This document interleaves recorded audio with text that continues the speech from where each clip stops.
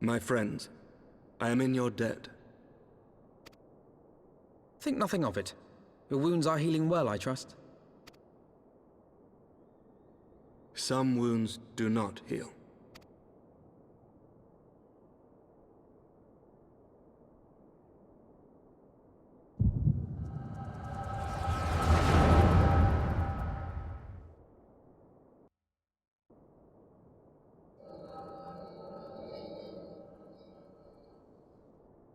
The Founding. The Scriptures, 1,000 years of lies, all to deceive the common man. Nay, our own brothers and sisters. For the blood of the Knights 12 flows within all our veins. You knew this to be true. You knew, and you concealed it.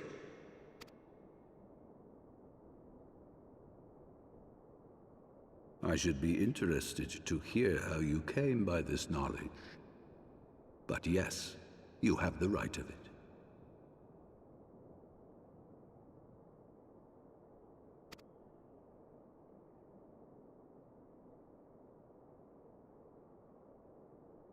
The architects of Ishgard, King Thordan and his Knights 12, entrapped and butchered the great worm, Ratatoskr, that they might partake of her eyes and thereby transcend their mortal limits.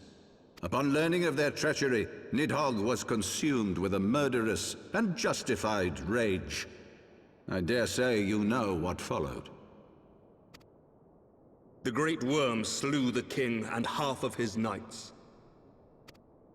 Aye, but Nidhogg was subdued, and his eyes plucked from their sockets by the knights that remained. Their one mistake was to show mercy, for from his brother Hreysvelgr did Nidhogg receive a new eye, thus rejuvenating his form and empowering him to embark upon an eternal quest for vengeance. Whilst Thordan's son Haldreth took one of Nidhogg's eyes and learned to wield its power in defense of his people. Thus was the first Azure Dragoon born, and ever since that time, his honored successors have risen to drive Nidhogg from our lands whenever the worm has returned to plague us.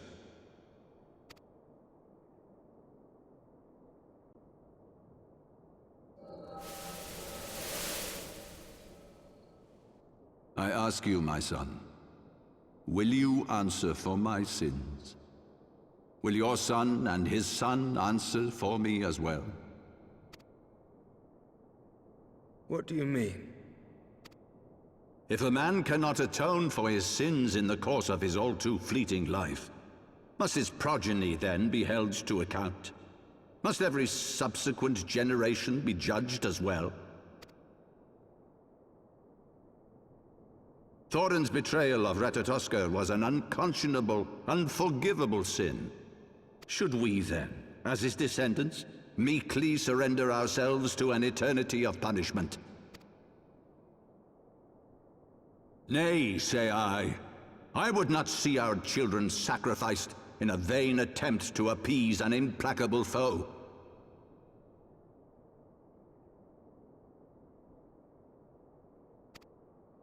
Dragons are not like us, my son.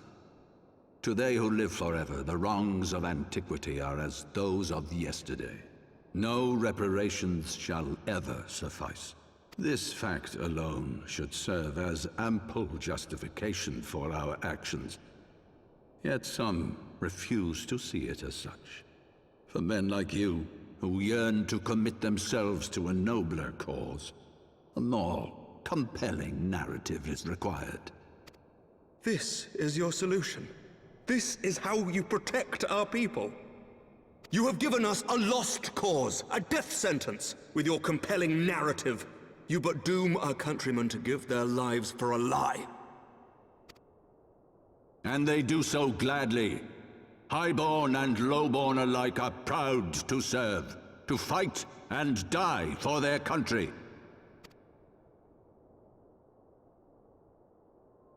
And what would you say to them? What would you tell the wives who have lost their husbands? The mothers who have lost their sons, that their loved ones died for naught.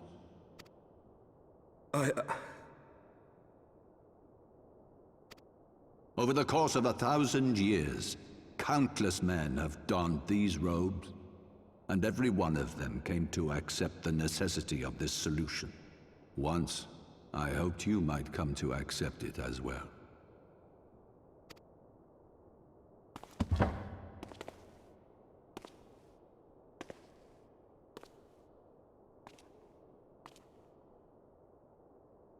Do not despair, my son.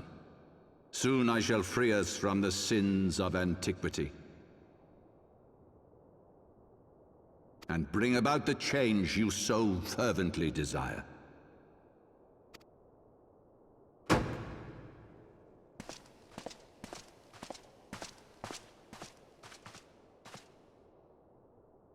If he has spoken with others, I would have their names. Escort him to a cell and question him thoroughly.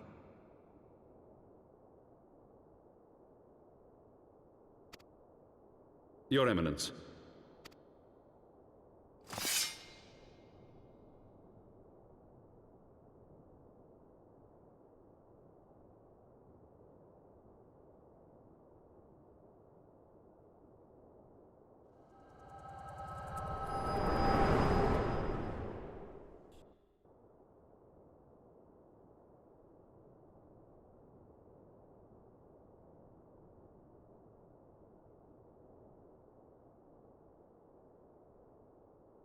You saw something, did you not? A vision of the past?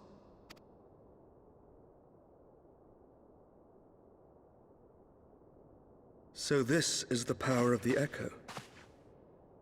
Would that it had shown you a finer moment from my past.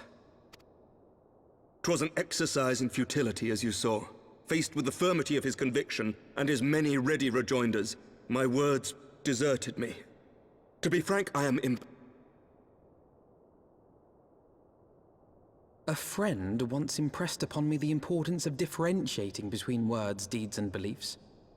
Were he here, I suspect he would judge your father's conviction to be no more than rank, self-serving delusion.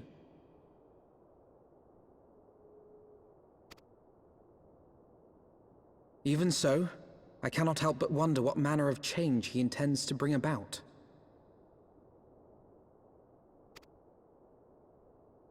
I've given some thought to that as well.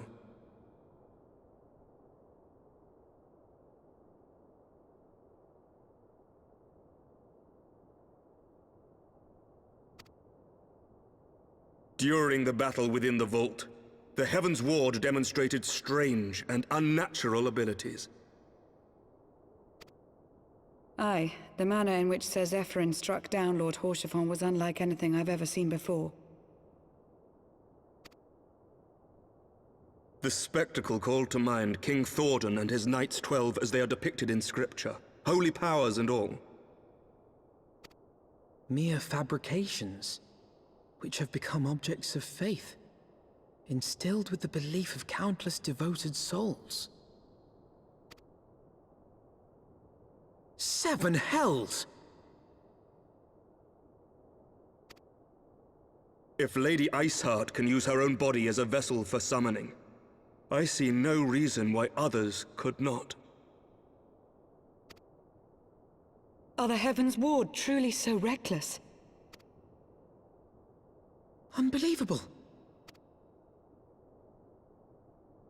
As they fled, my father spoke of Azis La.